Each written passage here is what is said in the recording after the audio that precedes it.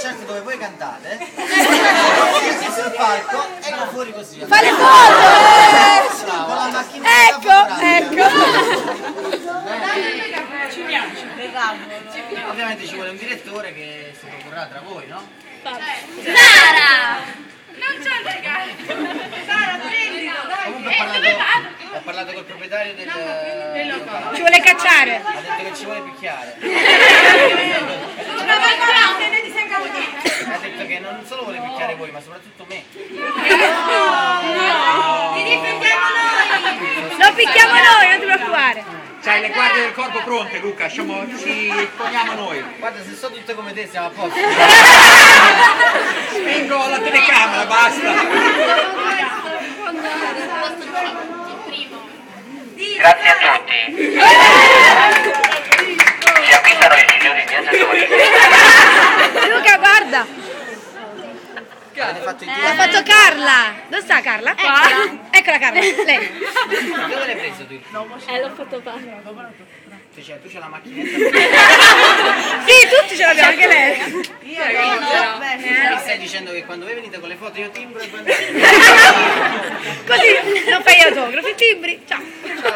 C'è una foto. Tac.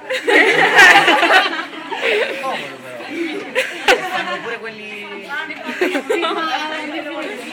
No? Vabbè, però è più bello. Originale! Ciao Magnam sta torta. Chi la taglia? È un peccato. No, tagliamogli la testa, vai. Vediamo queste cose. Io voglio il nasino! Infatti non c'è il coltello. Oh, attrezzati! Perché lo fate voi?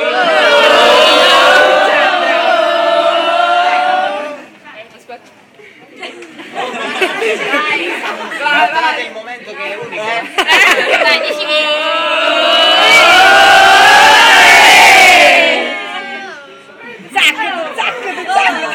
La testa! Ma il faccino!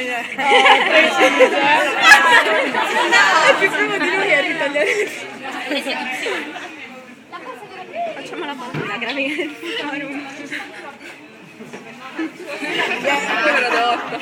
I contorni, sapete. Quella è la passeggiata! Ma poi io sono così brava a ritagliare. Con Photoshop, poi diciamo se vuole togliere. Non viene. Facciamo ritagliare. Dai, la grafica di Genio parlate allora. Luca Chi è che vuole la testa? E voi delle mani. Ce ne sono due. Così la vado a prendere. E me la fai passare. Ma è di sfumaggiato? No, non è commestibile. No. No.